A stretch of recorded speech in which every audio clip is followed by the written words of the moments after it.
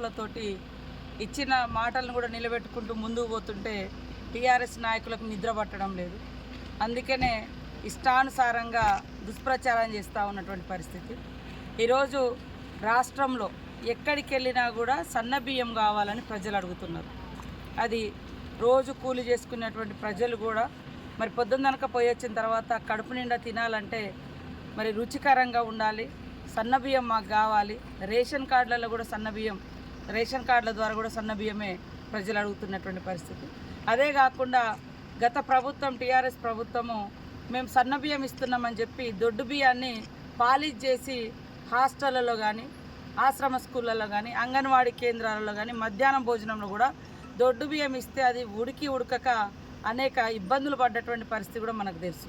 వాటన్నింటిని దృష్టిలో పెట్టుకొని మేము ఇచ్చిన గ్యారంటీలో భాగము. అదేవిధంగా ఈ రాష్ట్రంలో ప్రజల యొక్క అవసరాలు, డిమాండ్ను దృష్టిలో పెట్టుకొని ఫస్ట్ విడతగా సన్న వడ్లకు 500 బోనస్ ప్రకటించడం జరిగింది. ఇది మేమేదో మోసం చేసినట్టుగా మోసం పూరితమైనటువంటి బీఆర్ఎస్ పార్టీ దుష్ప్రచారం చేస్తుంది.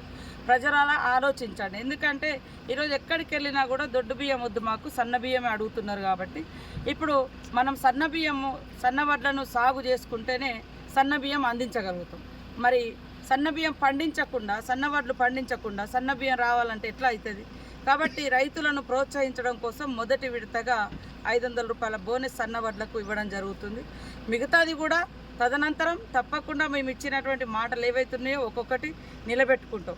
ఇప్పుడు రాష్ట్రంలో ఉన్నటువంటి ప్రజల యొక్క అవసరాలను దృష్టిలో పెట్టుకొని, డిమాండ్ని దృష్టిలో పెట్టుకొని సన్నవడ్ల రైతులకు బోనసు తక్షణం. ఎందుకంటే ఇప్పుడు మళ్ళీ నాట్లు అంటే విత్తనాలు జల్లుతూ ఉంటారు.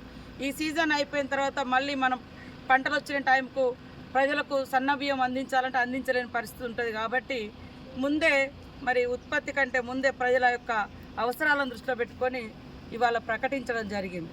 దాన్ని కూడా రాజకీయంగా చేస్తున్నారు. బీఆర్ఎస్ నాయకులకు మేము ఒకటే చెప్తున్నాం, మీరు గతంలో మరి 500 బోనస్ సన్నవడ్లకు ఇస్తామని చెప్పి 2020లో మరి ఎగ్గొట్టినటువంటి చరిత్ర మీది. కానీ మాది ఒక్కొక్కటి నిలబెట్టుకుంటాం. అదేవిధంగా గతంలో మీరు చూస్తే వడ్ల కల్లాల కాడ తడిసి మరి రైతులు ఆ ధాన్యం అమ్ముకోలేక కింటాల మీద 10 కిలోలు 12 కిలోలు తరుగు పేరుతోటి, తేమ పేరుతో తీసేస్తుంటే మరి అదేవిధంగా తడిసిన ధాన్యం అమ్ముకోలేని దుస్థితిలో రైతులు కల్లాల కాడ కుప్పల మీద గుండెలు పగిలి చనిపోయినటువంటి చరిత్ర మీది, మాది కాదు. మేము ఈరోజు వర్షం పడుతుంటే కూడా ఎక్కడికక్కడ మరి స్పెషల్ అధికారులను వేసి ఆ పరిస్థితులన్నీ కూడా సమీక్షించుకుంటూ ధాన్యం కొనుగోలు చేస్తున్నటువంటి ప్రభుత్వం రేవంత్ రెడ్డి ప్రభుత్వం, కాంగ్రెస్ ప్రభుత్వం. అదే కాకుండా ఇవాళ వడ్లు కొన్న వెంటనే 3 నుంచి 5 రోజులలో వాళ్ళ యొక్క డబ్బులు కూడా వాళ్ళ అకౌంట్లలో జమ చేస్తున్నారు. ఇవన్నీ గతంలో చూస్తే మరి గతం కంటే ఇప్పుడు మేము దాదాపుగా 4 లక్షల మెట్రిక్ టన్నుల ధాన్యము ఎక్కువ కొనుగోలు చేయడం జరిగింది. ఇప్పటికే గతంలో ధాన్యం కొనుగోలు కాక ఎక్కడికక్కడ కల్లాలలుండి రోజుల తరబడి, నెలల తరబడి కూడా మరి అమ్మినటువంటి వడ్లకు డబ్బులు రావాలంటే 45 రోజులు పట్టాయి. కానీ ఈరోజు 4-5 రోజులు పడుతుంది. అందుకనే రైతన్నలారా ఆలోచించండి. ఇవాళ కేవలం అధికారం పోయిందన్నటువంటి అక్కస్తోటి టీఆర్ఎస్ నాయకులు, బీఆర్ఎస్ నాయకులు దుష్ప్రచారం చేస్తున్నారు. మొన్న ఎంపీ ఎన్నికల కంటే ముందు మరి పదే మీకు మాకు 1%, మీకు మాకు 1% ఓటింగ్ తేడా అని అన్నారు. ఎస్ 1%. మరి ఎంపీ ఎలక్షన్లలో పెద్ద ఎత్తున తీసుకొచ్చుకుంటామని చెప్పి ఎలక్షన్ల రోజు బీజేపీకి సపోర్ట్ చేశారు. రేపు వాళ్ళ ఓటింగ్ శాతం చూస్తే తెలుస్తుంది రాష్ట్ర వ్యాప్తంగా బీఆర్ఎస్ ఓట్లు బీజేపీకి పోయినాయి అనేది. కాబట్టి రైతన్నల కోసం ఆనాటి నుంచి ఈనాటి వరకు ఏకకాలంలో రాష్ట్రంలో, దేశంలో 70,000 కోట్ల రైతు రుణాలను మాఫీ చేసిన చరిత్ర ఆనాడు కాంగ్రెస్ ప్రభుత్వంది.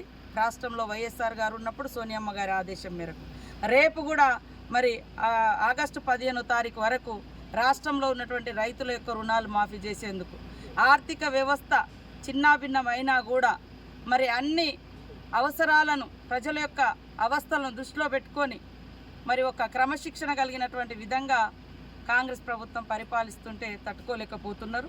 అనేక రకాల దుష్ప్రచారాలు చేస్తున్నారు. వాస్తవాలను వాస్తవంగా మాట్లాడితే బాగుంటుంది, కానీ దుష్ప్రచారం చేసి రాజకీయ ప్రయోజనాలు పొందుదామంటే అది ఎవరు కూడా హర్షించరు. అందుకనే రాష్ట్ర ప్రజలారా, రాష్ట్ర రైతన్నలారా ఆలోచించండి.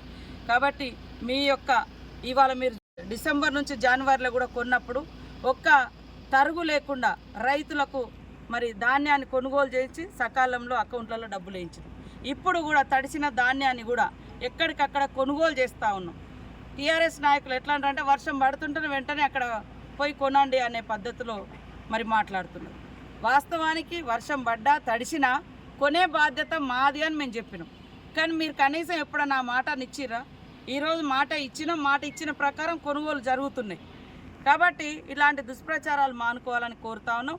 ఇవాళ 500 బోనస్ సన్నవడ్ల రైతులకు ఇవ్వడం మూలంగా రాష్ట్రంలో సన్నవడ్ల ఉత్పత్తి పెరిగి ప్రతి ఇంట్లలో పేదవాళ్ళు కానీ, అదేవిధంగా అంగన్వాడీ సెంటర్స్లో కానీ, హాస్టళ్ళలో కానీ, మధ్యాహ్న భోజనం కానీ, రేషన్ కార్డుల ద్వారా కానీ అందరికీ సన్న బియ్యం అందించడం కోసం ప్రప్రథమంగా ఈ బోనస్ను సన్నవడ్లు పండించినటువంటి వాళ్లకు మరి ఒక ప్రోత్సాహకంగా ఉండాలని, వాళ్ళ యొక్క కష్టానికి తగిన ఫలితం కూడా ఉండాలని మేము ఇచ్చిన గ్యారంటీలలో కూడా ఇది కూడా ఒక భాగం. కాబట్టి అవన్నీ దృష్టిలో పెట్టుకొని ప్రజల డిమాండ్ను, ప్రజల అవసరాలను దృష్టిలో పెట్టుకొని చేయడం జరుగుతుంది.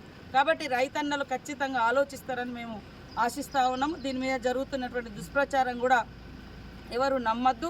తప్పకుండా ప్రతి గింజ మేము కొంటాం. అదేవిధంగా సకాలంలో మీ డబ్బులు మీ అకౌంట్లోకి వస్తాయని తెలియజేస్తాము.